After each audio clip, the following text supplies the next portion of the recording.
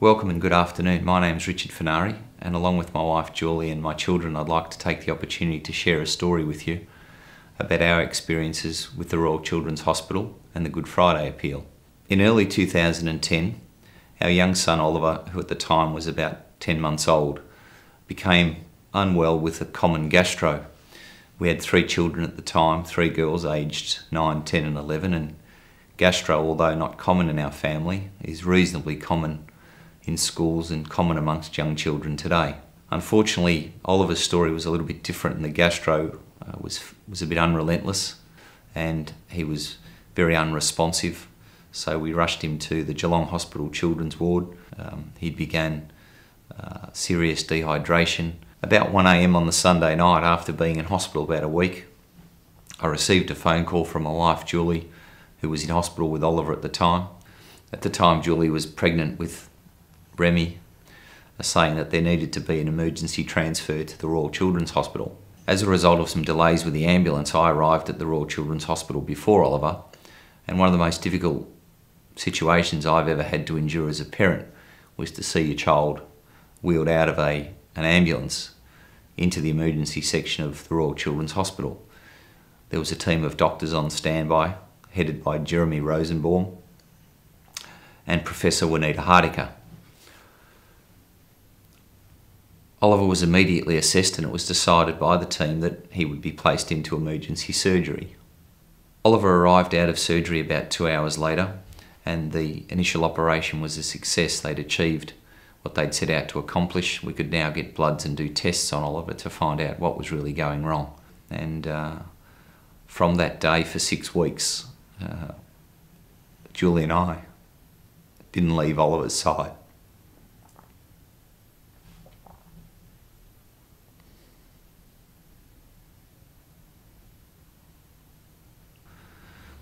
On the second night, the situation became more serious when the machinery that Oliver was connected to began to alarm.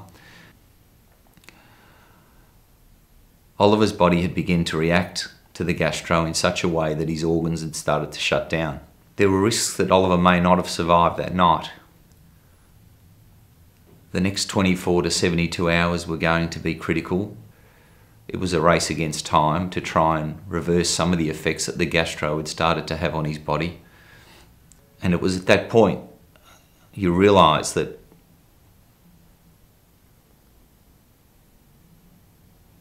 nothing else really mattered.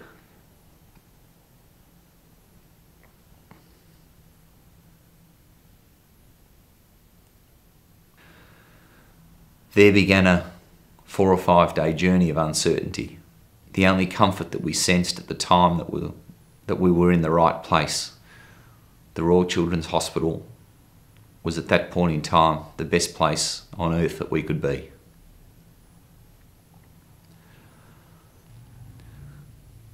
Late that morning, some 12 hours, 13 hours later, some good news was that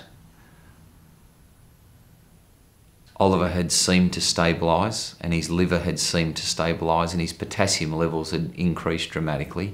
But the dedication shown, particularly by the doctors and the nurses of the Royal Children's Hospital, is what got us here today. Dr. Jeremy Rosenbaum spent some 35 hours with us from when we arrived at hospital without going home to his own children and his own family. And when he did go home, his wife called the hospital to see how we were going. So Oliver was in great pain, and we had great support from the nurses. We had a young nurse who spent every day with me until 8:30, 9 o'clock at night. And she'd leave me with 18 or 20 nappies, and then the next morning at 5:30 she'd come walking in the door. One morning I commented that it must be very lucky that she lives close by, and she informed me that she actually didn't live close by. She lived the other side of Ballarat about an hour and a half ago, and that it's not a job for them, that it's a way of life. Helping others and helping children and making a difference is what they get up every day to do. About 6 weeks went by. We got to a point where we were able to take Oliver home. Julie and I took Oliver home on a Friday night, and I remember spending the whole weekend holding him. As Oliver continued to improve, our thanks could only be brought to the Children's Hospital. Julie and I are well aware that without their help, Easter that year and Christmas that year would have been very different. There would have been gifts for 4 children and not 5. The gift that the Royal Children's Hospital had given back to us was something that we knew as a family we would never be able to repay. However, today's journey is about trying to continue to repay some of that journey to them. We then fortunately had an opportunity through work where we were able to donate some $50,000 to purchase a machine for the gastro department. It was a piece of equipment that was a form of an endoscope that would help some 250 children a year. But I think what we all forget is that technology changes every day, and unfortunately the machinery that they may have had 6 months ago or 12 months ago, there may be something better, something that may in fact save one extra person's life.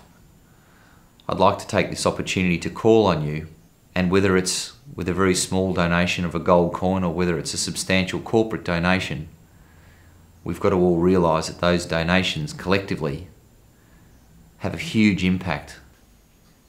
After this message, there will be an opportunity to join our website via a link, and we'd like to invite you to do that and to have a look at some of the photos of our experience, have a look at some stories from other families that have had the same joy and reward from being a part of the Royal Children's Hospital. It will provide you with an opportunity to include your story with ours on our website.